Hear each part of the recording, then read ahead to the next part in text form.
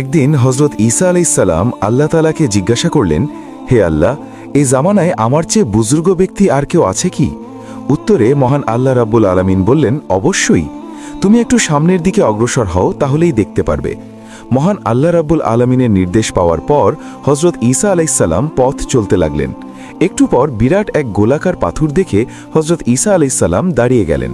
তখন মহান আল্লাহ তাআলার পক্ষ থেকে গায়েবী আওয়াজ আসলো, হে ঈসা, তোমার হাতের লাঠি দ্বারা পাথরটির উপর আঘাত করো।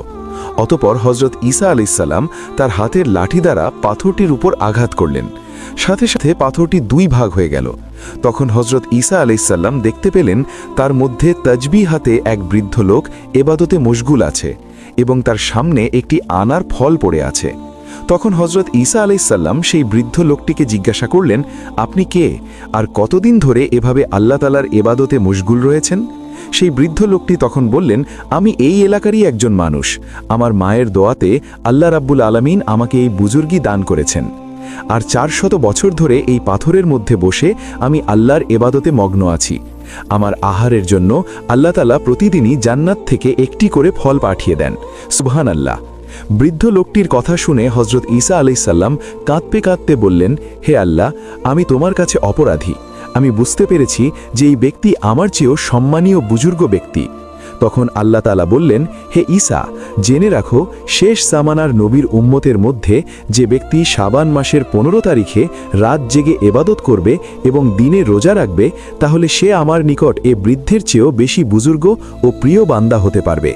তখন হজরত ঈসা আলাইসাল্লাম কেঁদে কেঁদে বললেন, হে আল্লাহ, আপনি যদি আমাকে নবী না বানিয়ে আখেরি জামানার নবী হজরত মুহাম্মদ সাল্লাল্লাহু আলাইহি ওয়াসাল্লামের উম্মত বানাতেন, তাহলে কতই না সৌভাগ্য হতো আমার।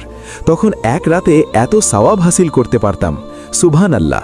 প্রিয় দর্শক, আসলে আমরা যারা আখেরি জামানার নবী হজরত মুহাম্মদ সাল্লাল্লাহু আলাইহি ওয়াসাল্লামের উম্মত হওয়ার সৌভাগ্য অর্জন করতে পেরেছি, তারা সবাই কমেন্টে লিখি আলহামদুলিল্লাহ।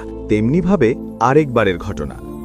এক রাতে হজরত মুহাম্মদ সাল্লাল্লাহু আলাইহি ওয়াসাল্লাম নামাজে দাঁড়ালেন এবং এত দীর্ঘ সেজদা করলেন যে আম্মাজান হজরত আয়েশা রাজিয়াল্লাহু তাআলা আনহা মনে করলেন যে বিশ্বনবী হয়তো আর দুনিয়ায় বেঁচে নেই। তখন হজরত আয়েশা রাজিয়াল্লাহু তাআলা আনহা রসুল সাল্লাল্লাহু আলাইহি ওয়াসাল্লামের বৃদ্ধাঙ্গুলে নাড়া দিলেন। তখন নবীজির বৃদ্ধাঙ্গুলটি নড়ে উঠল। তখন আম্মাজান হজরত আয়েশা রাজিয়াল্লাহু তাআলা আনহা নিশ্চিত হলেন এবং শান্তি অনুভব করলেন। অতঃপর হজরত মুহাম্মদ সাল্লাল্লাহু আলাইহি ওয়াসাল্লাম যখন সেজদা থেকে উঠলেন এবং রসুল সাল্লাল্লাহু আলাইহি ওয়াসাল্লামের যখন নামাজ শেষ হল, তখন বিশ্বনবী সাল্লাল্লাহু